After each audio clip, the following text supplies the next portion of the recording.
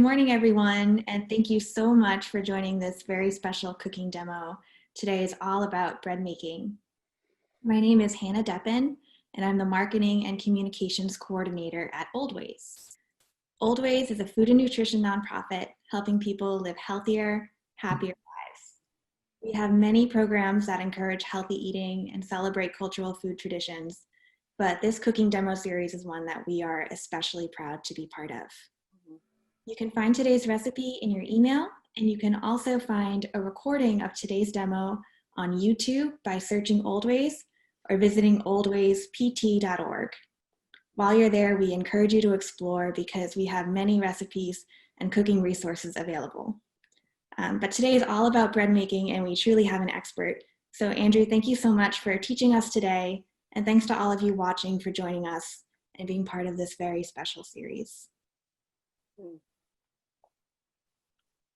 Yes, I'm going to follow with Hannah's good morning to everyone. My name is Andrea Burns. I'm the Director of Age Friendly Boston, which is an initiative within the City of Boston's Age Strong Commission. Thank you very much for joining us today. This program will be re-aired on Boston City TV Monday through Friday from 9 to 10. It actually follows an exercise program from 8 to 9. So that's every single day during the week from 9 to 10, and also on Boston Neighborhood Network, and that's throughout the week. And that can be found on Comcast 23, RCN 83, and Verizon 1960. Celebrating What Unites Us is a partnership of the Age Strong Commission, the Armenian Heritage Park on the Greenway, and Oldways, a nonprofit inspiring people to embrace the traditional food of our ancestors. Our series celebrates the diversity of Boston through the immigrant stories and cuisine of so many cultures and ethnic groups that have made Boston their home. Today, we're pleased to introduce Andrew Janjigian, writer, baking instructor, and noted bread expert who has worked with America's Test Kitchen and Cooks Illustrated. He has recently launched the Word Loaf newsletter, for which you will receive a link in today's follow-up email. It also can be found on wordloaf.substack.com. So without further ado, I'd like to introduce Andrew, and please enjoy the class and come back regularly. Thank you. Thanks, Andrea and Hannah. Andrew, you said that this is going to be re-aired after an exercise class. That's great because the bread that I'm going to teach today is pretty rich, and so you're probably going to want to exercise if you're making it with any regularity at home. So thank you for having me. Yes, my name is Andrew Janjigian, and I'm here to teach you about Choreg, which is an Armenian enriched bread, and it's one that I have a personal recipe for, and that's a little different than more traditional ones, at least in terms of the way it's made, and but not in terms of the way it eats and tastes. I tried to kind of adhere to what it should taste like, but to sort of modernize some of the approaches to baking it using some of the techniques that I have taken from other recipes and other bread making cultures. So I have a loaf of it here right now that I made yesterday, and this was baked in a tin, a baking tin, but it's commonly baked also just free form. And the best way to describe Choreg is to compare it to something like other enriched breads, meaning breads that have butter, oil, other fats, eggs, and often sugar in them. You can compare it to challah, which is got eggs and oil, and it was just a Jewish New Year. And this is an Easter bread, which is out of season right now, but Armenians make it year-round. But around the Jewish New Year, everyone was baking challah this week. So this is very similar to that, except that this loaf has butter in it rather than oil. Or brioche, which is a French enriched bread. And I've actually seen a fair number of Armenian Choreg recipes that actually call it Armenian brioche because it's, in terms of the ingredients at least, eggs, and butter and sugar, it's very similar. I would say the difference between choreg is both in the way it's assembled and the topping of sesame seeds. Also, it tends to be a little sweeter and maybe not quite as rich in butter, but it's in the same family of breads. So I'll let people have a look on the inside of this as well, so you can see what it looks like within. So it's very yellow crumb, thanks to all the butter and eggs it contains. Yeah, and it's also made in rolls, and I'll have some rolls to show you later, and I'm going to demonstrate making some of the rolls. So the first thing I have to point out is that because this recipe, even a traditional choreg recipe takes at least 3 or 4 hours to make. My recipe takes about 2 days, and it's not a lot of work. It just is a lot of time, and we're only here for an hour, so obviously I'm not going to be able to demo the entire recipe for you. So I'm going to kind of walk you through it. Excuse me, my coffee machine just turning off. I'm going to walk you through it, and I'm going to show you some of like the key moments, so you get a sense of what's different about my recipe and what you can expect if you make it yourselves. First, I'll go through some of the ingredients. So flour, obviously, this one uses bread flour. I think that the extra protein in bread flour is important in this case, and I can get to why exactly more later, but it's necessary to give you the structure for the bread, because this is it tends to be a very wet dough, and that's on purpose, but it can make it a little difficult to work with. And if you want it to rise appropriately under those conditions, you want to have enough protein to form gluten, which gives you structure. And so bread flour is what I call for here. And then we have water, which is there's got to be water of some kind in any bread.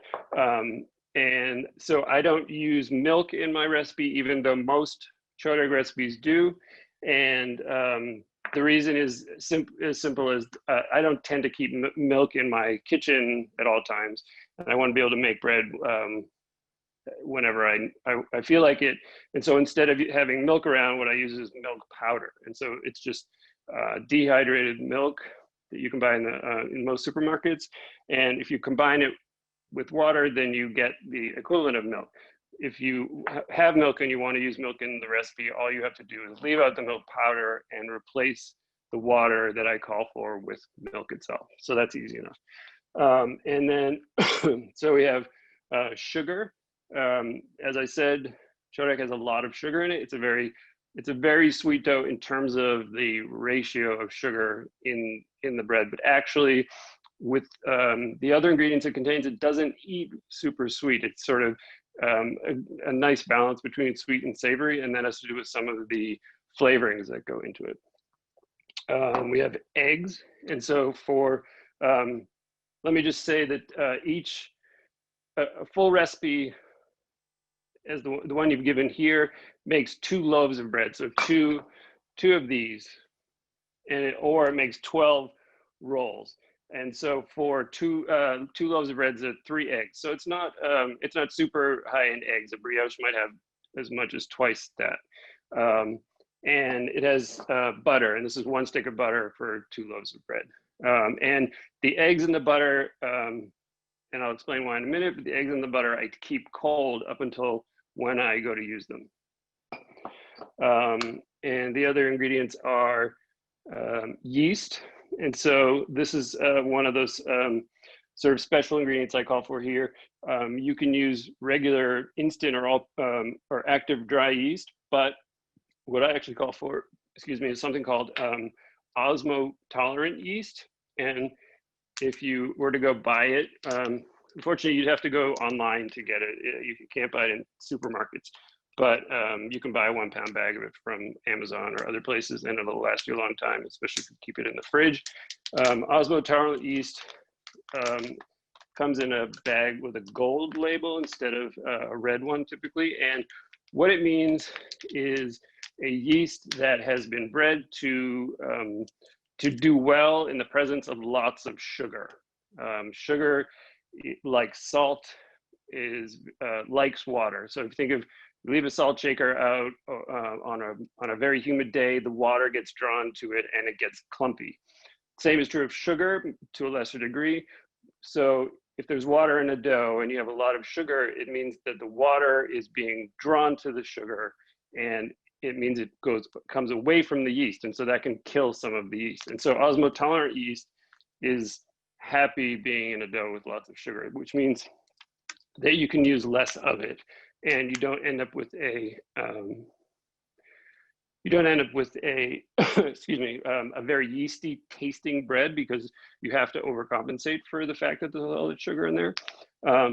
You can definitely use instant yeast or active dry yeast, and in the recipe I give you the equivalent. So you're going to use about twice as much if you use non-osmotolerant yeast. And so salt, every bread recipe has to have salt in it for flavor. And then the final ingredients are the ones that make, I would say, make Choreg distinctive, and they're the sort of underlying spice flavors. And they are nigella, also known as in Armenian sevgundig, and then it's also got a host of other names that are really misnomers, like black caraway, black cumin, black onion. It looks, maybe this jar would be a little easy to see. It looks like black sesame seeds, which is also not. The seeds of a plant called Nigella sativa, and it's actually related to a garden flower called Love in the Mist, which is another type of Nigella. And it has a flavor that's a little hard to pin down, but that's got a kind of underlying bitterness plus like a earthy cumin, onion, caraway, which is why it got all those names, but it's not related to any of them. It's its own thing. And it's used in Armenian cooking in breads, and also as a flavoring for string cheese. And it's used in Indian cooking and North African cooking. In Indian cooking, it's one of the 5 ingredients in Indian 5-spice, also known as panchparan, which is worth looking up. So that's in many recipes, although not all Choreg recipes contain it. The one ingredient that is in almost all of them is mahleb, which is the kernel of a small cherry, and this lends the bread a kind of it's the aroma you smell when you're baking it, especially. It's kind of intoxicating aroma. It's reminiscent of cherry and of almond extract or bitter almond, and that's because almonds and cherries are both in the same family of plants, the prune family, and so these are kind of essential to getting the true Choreg flavor.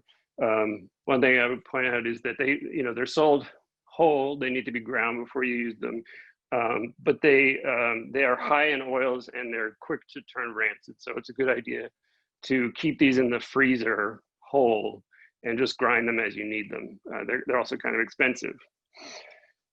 Okay, so those are all of the ingredients in the dough.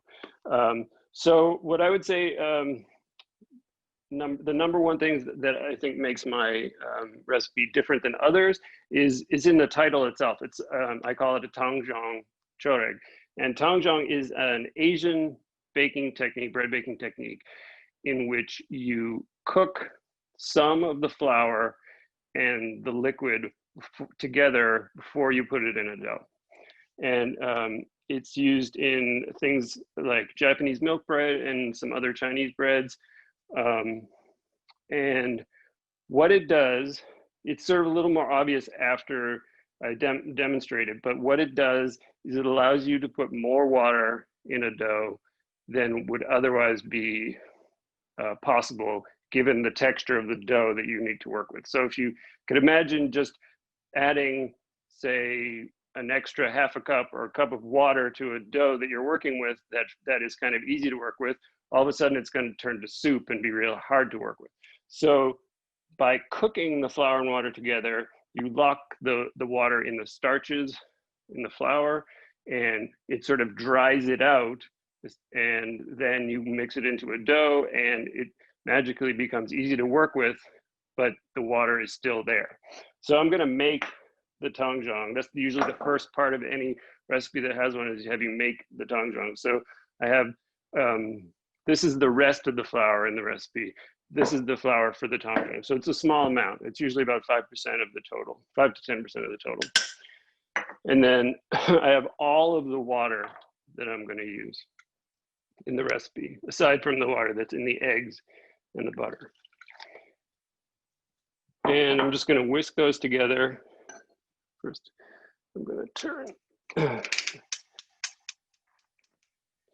And I'm going to cook this over a double boiler until it thickens up. And it's essentially like making gravy, which is another gel. This is what you'd call a starch gel, meaning it's been cooked to the point at which the starches absorb the water and form a thickened liquid. So this will take about 3 or 4 minutes. If there are any questions while I'm stirring my Tangzhong gel, I'm happy to take them. We do have a few questions about ingredients. Sure. Yeah. So the first question is, can you use whole wheat flour? So that's a question I get all the time about. I fielded one this morning about a different recipe. The answer always is yes, but, and it really is because you need to, whole wheat flour, there's 2 reasons that it's not just a simple swap. One, whole wheat flour absorbs water, more water than white flour does. And so then you have to adjust the liquid in the recipe to make it work. A lot of times you can kind of get away with adding a small amount of whole wheat flour, and that will give a recipe the sort of, a flavor that it wouldn't have otherwise, without really affecting the texture of the dough. So that's somewhere between 5 and 10%. But if you wanted to make 100% whole wheat flour Choreg recipe, you'd have to increase the water substantially. And so I can't give a number for that. And even so, you could get something with the sort of comparable texture, but you can't necessarily get the same result, because the other problem with whole grain flours is that they have the bran in them. That's what makes them whole grain. And that bran is kind of, it's sort of anathema to gluten formation. So it breaks it down. And so then you will just not, oh, okay. Hang on just 1 second. I'm gonna transfer this to a different.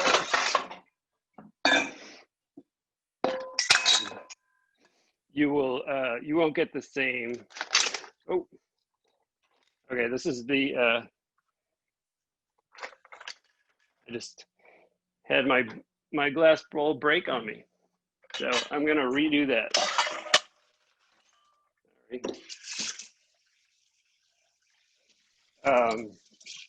I guess that's not a heat-proof bowl. I did it in a glass bowl so you could see what was going on, but that was probably a bad idea. This is the joys of live food demonstrations. The good news is that it's an easy redo. And we're not going to have any glass there. While I'm doing that,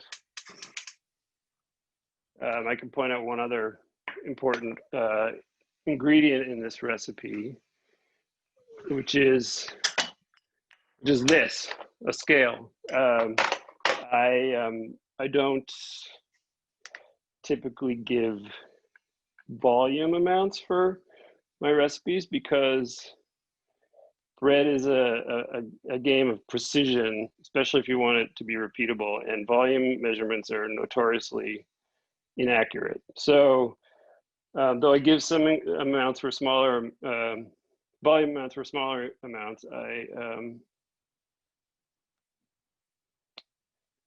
I ask that people use a scale just so they can recreate the result. So a good kitchen scale like this OXO one is not very expensive, and it will serve you well. Are there other questions while I recover from my little mishap? The dry milk powder. Yes. One person is having a hard time finding it in the grocery store, and the other person is saying, can you use full fat dry milk powder? Yeah, although I've never really seen full fat milk powder. So because I think most of the time it's sold non-fat because it keeps longer that way. Anytime fat is present in a product, it doesn't have the same kind of shelf stability. So yeah, if that's all you can find, that's fine, because if you were using milk, you're obviously, it's going to have the fat content. The difference is negligible in terms of the recipe, especially since there's so much other fat here. So you wouldn't really notice if you use non-fat versus full fat. So yeah, that's totally fine. Do you have any recommendations where people can find it? Well, I find it all the time at someplace like Whole Foods, and it will be in the baking aisle. I think the brand that I'm currently using is Bob's Red Mill.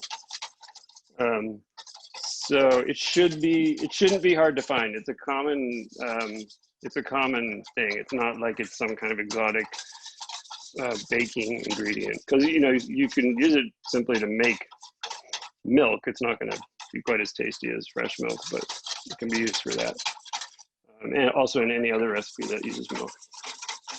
All right, so we're back in business. Aside from that pile of glass in my sink that I'll have to deal with later, and Someone wants to know if you can use sourdough starter in this recipe.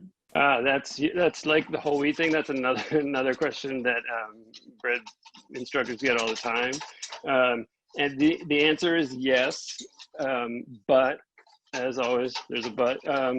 You have to. There's two things. One, you have to adjust the formula to work with it, because the sourdough starter is flour and water, and so you have to take flour and water out of the rest of the recipe in order to make it work. The other thing is that you need to sourdough breads generally are pretty lean, meaning they don't have a lot of sugar in them, meaning they don't have a lot of fat and sugar in them, and sourdough starters don't necessarily behave well in the presence of a lot of sugar. So there are some tricks to keeping your bread from being super sour when you make a high sugar dough. And so I would say that in order to do a sourdough version of this recipe, you need to adjust the formula kind of pretty considerably to make it work well. I've done high sugar doughs, sourdough, and they have I don't want them to be sour. I find that sourness to kind of clash with the rest of the flavors in the bread. And so, like I said, it's not a simple swap, unfortunately, but it's something that I would consider doing with this recipe down the line, because I do know a trick to getting your sourdough starter kind of to not be super sour in a high sugar dough, but that's kind of a lesson for another day. Okay, so now you should be able to see that flour and water went from being loose to being something that's kind of flowy and thick, it's almost like pudding consistency. And so now you can see that water is no longer as wet as it was before, because it's trapped in the starches and the flour. And that's how you can add it to a recipe and have the dough remain easy to work with. Okay, so now most recipes call for melted butter. I'm using cold butter, and the reason I call for cold butter is simple. I want to melt it into the Tangzhong, and at the same time I want to cool the Tangzhong down so I can turn it into a dough without the dough being too warm, which would cause the yeast to proof too quickly.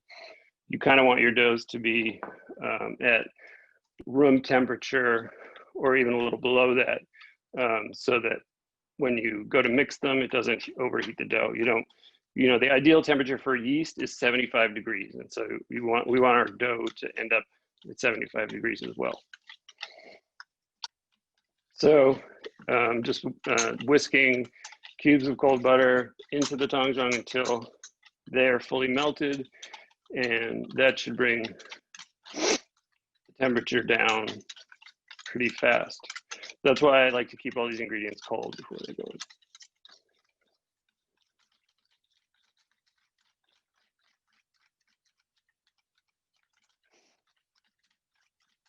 We have a few more questions about the milk. Yeah.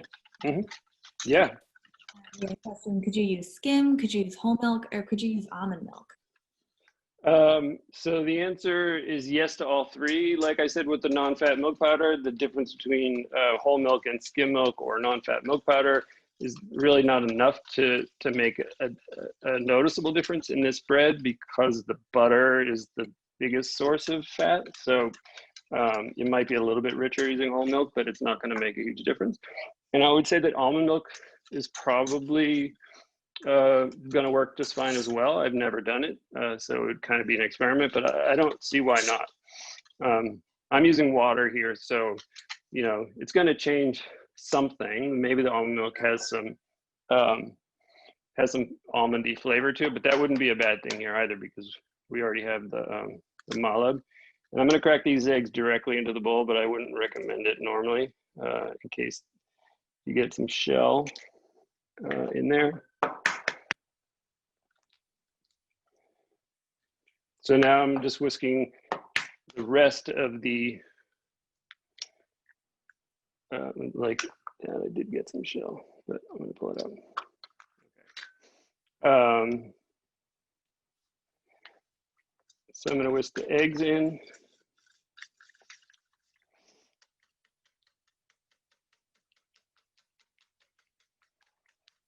And could you tell us what kind of scale you use to measure? Yeah, so that's an OXO, and that's I guess I can say that for a long time I think still was America's Test Kitchen and Cooks Illustrated's favorite kitchen scale. It's they make a 5-pound, or no, an 11-pound one and a 22-pound one. Either will do fine. The most you need to weigh for any bread recipe is going to be about 2 or 3 pounds, I would guess. And that's a lot for your average home scale. And this is the sugar. So I want to dissolve the sugar, so I put it in with the liquid rather than with the dry ingredients, just because that'll let the dough develop gluten well without the sort of sharp edges of the sugar getting in the way.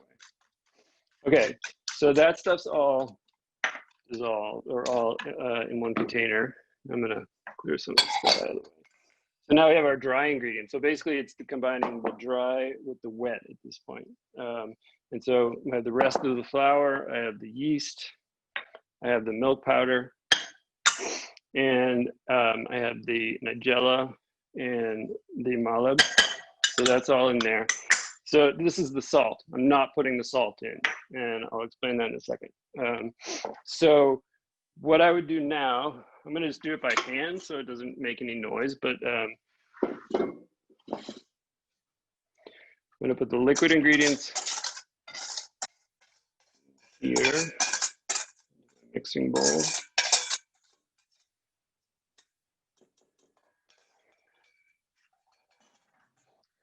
And I'm gonna dump the dry ingredients right on top. And so what I would normally do is, or what you might normally do when you make this recipe is just put this in the mixer and turn it on for about a minute. And that all you want to do at this point is to combine everything and get the flour and all the dry ingredients mixed with the wet ones. I actually just going to do that by hand. And I actually do this even when I'm going to use the mixer. I'm not worried about it making too much noise, because I always find that at this stage of dough making, it can be hard for the wet and dry ingredients to kind of find each other in a mixing bowl. What can happen is the wet sort of sloshes around, but the dry stuff never comes together, or it takes a while. And so just kind of taking your dough hook and running it right along the bottom of the bowl, dragging it up, and pull the ingredients together and mix them in a way that's more efficient kind of than the machine can do, because it doesn't always go all the way to the bottom of the bowl. It's a little awkward, but it's okay. And so that's it. And I'm not sure how easy it is to see, but what I've got at the stage is something that's a very rough looking dough, but most of the dry flour has been mixed into the wet. So there's no pockets of dry flour anywhere. And so what we're doing here is simply hydrating the dough. And by that, I mean, we're letting the flour and the water in the dough combine. And the reason I'm leaving the salt out at this point, and then I'm just going to put it on the mixer and let it sit for half an hour. And the reason I'm leaving the salt out at this point, I'm just going to stick it right there, is because, like I said about the sugar before and the salt, it likes water. And so if you mix the salt into your dough right away, the water will go to the salt first. It will be harder for the flour to combine, and it will just make mixing and developing of gluten all that more difficult. It's a technique that's called an Autolyse, and it's a sort of fancy French word for leaving the salt out and letting the flour find the liquid and develop gluten on its own. And because this is a very wet dough, it's high in fat, gluten formation is kind of challenging under those conditions. And so by incorporating this technique of an Autolyse, we're developing gluten as much as possible before we even start to mix it. So it's going to take about a half an hour, so we're not going to be here long enough for me to really demonstrate it. But one thing I like to show in my classes when I do an Autolyse is I'll mix a dough and I'll pull some. I can show you what it is like now, and this is what I would do in the class, is I'll pull some dough up and I'll try to stretch it, and it'll break pretty easily because there's very little gluten formed yet. Then I'll come back after the Autolyse period, half an hour or so later, and I'll pull it, and I'll be able to like pull dough out of the bowl that's maybe 2 feet before it breaks. And that's just a sort of demonstration of the way that an Autolyse can develop gluten before you even turn your mixer on. It's also something people use when they're doing hand mixed doughs all the time because they don't want to use the mixer. They don't have a mixer. I do a lot of my breads hand mixed. So that's that. And so the rest of the process would be letting that sit for half an hour, adding the salt, mixing it for about 8 to 10 minutes, and at which point, like, it would start to come off the bottom of the bowl. It's still a sticky dough, and so it's not gonna come off the bowl entirely when it's done mixing. And it's not a problem if it doesn't seem like it's fully there. It will develop gluten as it proofs. So then it proofs for about 90 minutes at room temperature, and you want to fold it every 30 minutes. And that folding is just a fancy way of saying, what other recipes would say punching down. But what you're doing is kind of encouraging gluten development, and you're redistributing the sugars in the dough. And as the fermentation happens, the yeast will start to produce carbon dioxide, and by mixing the dough or folding it during that process, it kind of encourages the yeast to grow and find more food as it works. After that period, you transfer it to a smaller bowl, big enough that it can about double in size, and you put it in the fridge overnight. You can let it sit in the fridge for, say, 12 hours or 24 hours. The difference is kind of negligible between the two, so it's more a question of convenience. I'll often make a dough in the evening and shape the dough in the morning and make bread the following morning, or I'll do it the following evening. Say I'm working, when I used to go to work during the day, like most of us, I would have a dough in the fridge, and then I'd come home at the end of the day and I could bake bread. So I like to have my recipes be broken up that way, so that you can make the dough on one day and bake it on another. It just kind of makes it more convenient than having to wait around for every step of the process to occur on the same day. So that said, yes, I have doughs that I made yesterday. And I shaped so I divided this into balls or into pieces, 90-gram pieces, and shaped it into balls just before we started because I like to shape into balls and then shape a second time before turning it into breads. That pre-shape helps you kind of even out the texture of the dough, and it makes it easy, and having it then relax for a half an hour or so makes it easier to roll out. So we sort of skipped the whole middle part of this, but mostly it's hands off. And now we'll go back to the bread itself. Are there questions that I can answer while I'm shaping these? I do have a few questions. Someone is wondering, how can you evenly incorporate the salt? Is that ever an issue? Oh, that's, so, I mean, if you're using a mixer, then the mixer is going to do the work for you. If you're not using a mixer, that can be kind of a challenge, especially in a dough that's as sort of stiff. It's sticky, but it's also kind of stiff.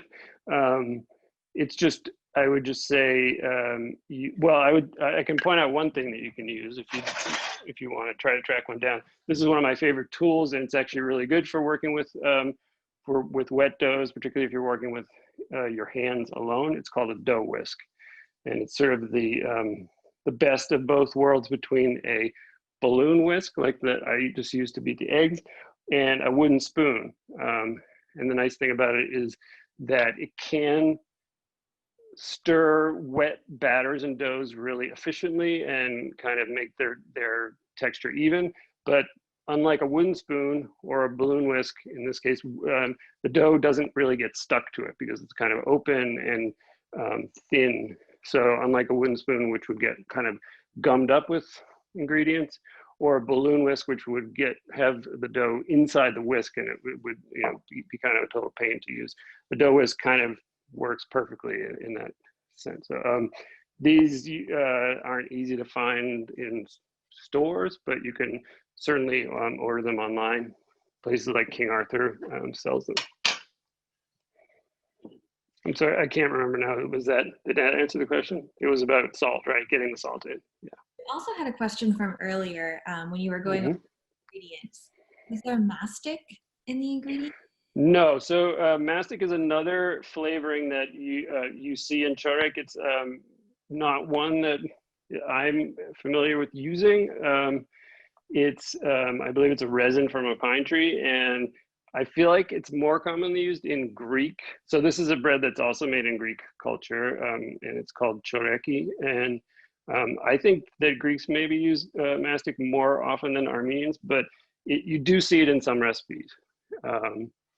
And I couldn't tell you, I'm not super familiar with it, and so I couldn't tell you how its flavor would differ between the two. I don't think I've seen any recipes that have both maleb and mastic. So yes, thank you for bringing that up. That's worth pointing out. Okay, so I'm going to turn these balls of dough into rolls, and so the way I like to make logs, so you make it into a log and then you twist it. The way I like to make logs is to roll a kind of oval, and so the other advantage to working with a dough that's fermented for a long time in the fridge is that the dough is cold, and so a cold dough is easier to work with than a warm one. If I were to let this dough warm up, it would get considerably stickier. So the beauty of a cold fermented dough in this case is that it's easy to handle. It's almost got a Play-Doh-like consistency. So that's another, aside from the Tangzhong, that's another way to make a otherwise sticky dough that's sticky for a good reason, because it's got a lot of moisture in it, which is something we want. Keeping it cold means it's easier to handle.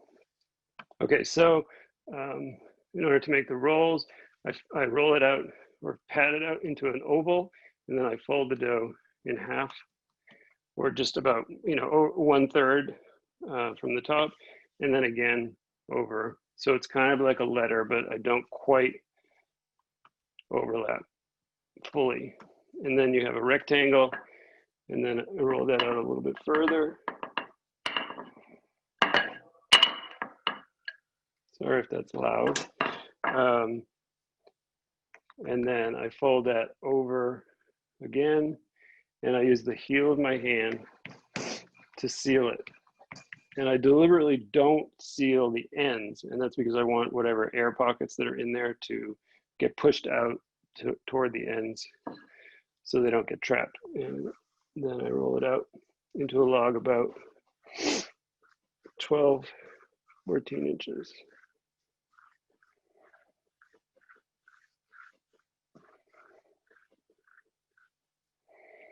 That. And if it gets sticky, and it's starting to, I'll just get a little bit of flour on it. So just enough to keep my hands from sticking. And then I just do a simple twist by pulling it and tying it and flipping it over like that. I'll do one more at least. Or I can, that's pretty much the whole process. I'll keep shaping these while I answer any questions people have. One question we have, could you go back to the technique that you used at the beginning? Or does it go by names? Tangzhong. Or does it appear anywhere else? Yeah, so here's what I would say about it. First of all, the one thing I realize I forgot to mention is why do we want more moisture in our dough? Why do we want to use a Tangzhong in the first place? Aside from it's kind of a cool thing. Well, there's two important reasons. One is the moister a dough is, the moister the bread will be, and so therefore it'll be softer and more plush textured. And this is that style of bread, and so to me that seems like the perfectly, that's why you would use it. You want a moister dough. So I find that my choreg is as soft as it can be in a good way, like plush and almost just plush and kind of rich seeming. The other reason is, and it comes back to that thing about water and sugar and salt, is that in a high sugar dough, the sugar in the bread, once it's baked, can also attract water and draw it away from the crumb of the bread, and that can actually cause it to go stale quickly. And staling is not, unlike what most people think, staling is not the bread drying out, or at least not in the kind of, simple sense of the word. It's not that the water in the bread is evaporating. What's actually happening is the water in the starches is being pulled out, and the starches are crystallizing. So starches in their dry form are crystalline and hard. And so when a bread goes stale, the water that's in the starches as it's cooking gets pulled out into the exterior, and the starches crystallize, and so the bread becomes hard. And again, because there's so much sugar here, that's really easy. That's a really easy thing to happen, because sugar draws water out of the starches, they crystallize, and the bread turns stale. And so maybe your experience with choreg is that it doesn't keep really long. That's certainly been mine. And so using a Tangzhong means that it keeps a lot better. These were baked yesterday, they're still perfectly soft. And I would say that even a couple of days at room temperature, and they'll keep well. But I think the question was about whether it's used elsewhere. And the technique of combining flour and water and cooking it in a bread is not all that common outside of Asian baking, but there are equivalences in other bread baking cultures. So for example, potato bread, that's a thing you see throughout Europe, where you kind of incorporate mashed potatoes or baked potatoes that are riced into a paste, into a dough. And if you think about it, that's a cooked starch and water mixture as well. And potato breads have the same qualities of long keeping and soft texture. And so it's not uncommon. The other the other version of it that is common in European baking is porridge breads. So things where you like make something like oatmeal or cooked rice and you incorporate that into a bread. That's also a cooked starch application into a recipe. And those, again, are long keeping and super moist because of the extra water that's getting into the dough. So, and there's also scalded rye, which is in German baking, you see, and that's where you heat the rye flour and water together before making a dough. Thank you. We have sort of related questions about the rolls. Yep. One being, is there a big difference between baking them as rolls or baking in a loaf? Is it going to taste different? And then the second, okay, go on. The second question was, could you bake this, kind of roll it into a ball and just cook it that way without rolling it out? Yes. Yeah, you could make little buns if you wanted. That would basically be just ball shapes. Those would also be nice. Those would be maybe nice for sort of making little sandwiches or something. You could also make bigger rolls if you wanted. Maybe I would say maybe instead of dividing a recipe into 12, I might do it into 8 or 10 to make sort of buns. And sorry, remind me what the first half of the question was? Oh, the taste difference between the two. The difference in flavor would be none at all, except that the bun's going to have a little bit more crust to crumb. So maybe you'll get more of the flavor of the caramelized crust in a roll. And the only other difference is that they bake a lot faster. So these take about 15 to 20 minutes to bake, whereas the loaf version takes about 30 to 40 minutes. That's pretty much the only difference. Great, thank you. Mm-hmm.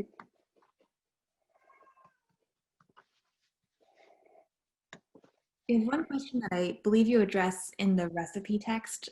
Yes. Instant yeast instead of the other kind of. Yes. So if you can't get osmotolerant yeast, or you haven't gotten it yet, but you're waiting for it to come, and you want to just use other yeast, then you use instant. And I'd say as opposed to 1 3/4 teaspoons of osmotolerant yeast, you're going to use 2 1/8. So you use about 1.5 times by weight if you're using instant yeast. And you can use active dry as well. You're going to want to increase it again by another, I forget exactly, 25%. So you'd probably want to use like 2.5 teaspoons if it was active dry. I tend to use instant yeast at home because it comes in larger packages, and I just put it in a jar in my freezer or my fridge, and it's there when I need it, as opposed to having to open packets of yeast. You don't have to, contrary to belief, you don't have to proof yeast in water and sugar before using it, or with flour before using it. Even active dry can be mixed directly into a dough.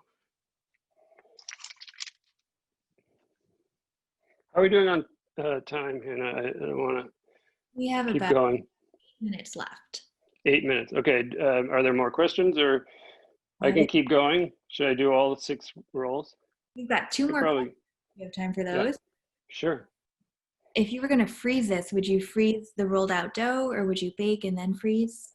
I would almost always, no matter what the recipe, I'll always bake and freeze, because there's no risk at that point of killing off the yeast. Yeast doesn't necessarily like being at freezer temperatures, especially, I say I put my dry yeast in the freezer, but yeast that's been hydrated can die as the water turns to ice around it. So I don't like freezing doughs generally. I mean, you can do it, but it's a risk that it won't come back with the same strength that it had originally.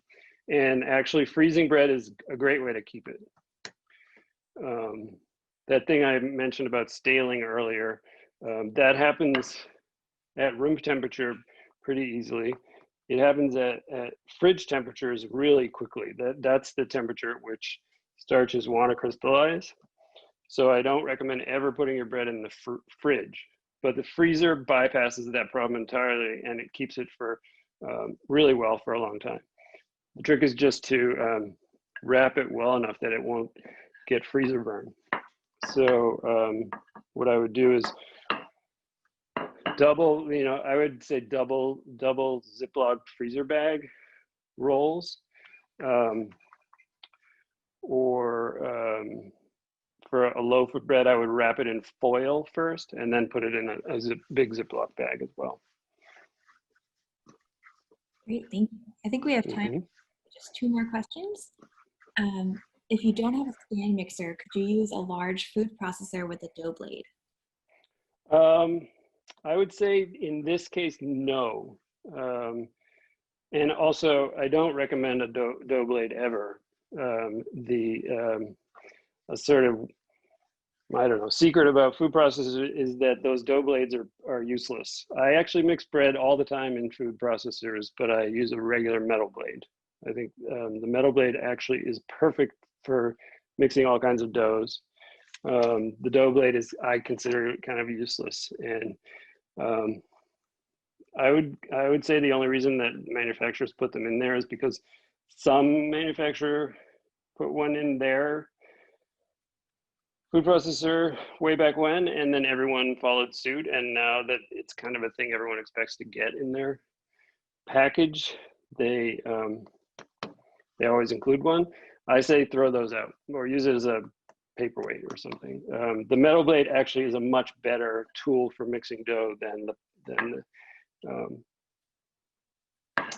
plastic one. And the reason is that gluten development in breads is the result of gluten strands getting broken and then reformed. And so in a stand mixer, what's happening is the dough is being dragged around the dough hook, and the gluten is being pulled and ripped apart. And as it comes back around, it refines some more gluten and then forms longer strands. And so breaking up gluten is actually a good thing as long as it gets built back up later on. And so a metal blade is just really more efficient at breaking down gluten and building it back up. The dough blade, I would say, just pushes the dough around the bowl. But this dough is pretty sticky and wet, and so a food processor is not ideal for that, unfortunately. You could do it by hand. I would say that there's some technique involved that I probably don't have enough time to get into now, unfortunately, on how I would adapt this to a hand mixed dough. Great. I think we have time for one more. Someone says, if using Tangzhong allows you to have a higher hydration, how much higher hydration of your recipe versus a more traditional recipe? Yeah, so that's a good question. Typically, Tangzhong lets you get between 5 and 10% more water in a dough than would otherwise be there. So it's not obvious from the recipe because the water is only a portion of the water that I mixed into it is only a portion of the water in the dough. There's also the eggs and the butter both contribute water, but I would guess that the hydration of this dough is something like 70 or high 60, 68. I'd have to do the calculations. And I would say the typical Choreg dough is going to be more like low 60s. So I think it's about 5% more. You can only put as much water as the dough can handle and still be easy to work with. And so I try to max it out while not overdoing it. Thank you. Mm-hmm.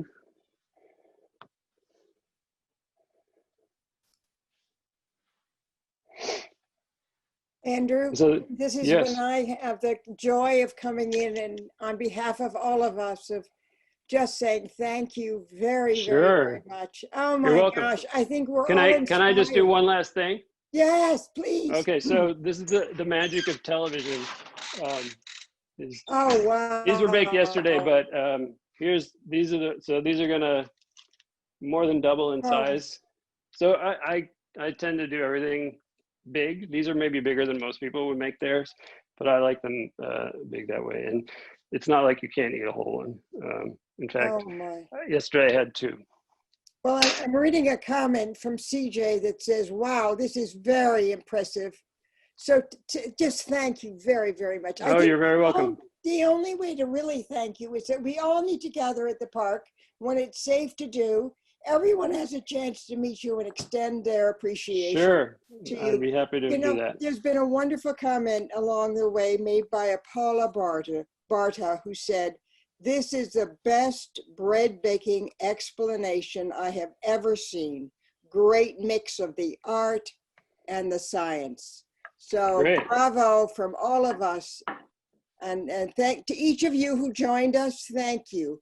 On behalf of the City of Boston, Age Friendly, and Oldways, and the Friends of Armenian Heritage Park, we're all in this together, and what a great way to spend the morning. Thank you very, very much. Good night. Good morning and have a wonderful day. Thank you, Andrew. So long. You're So welcome. long. It's my pleasure. Bye, everyone.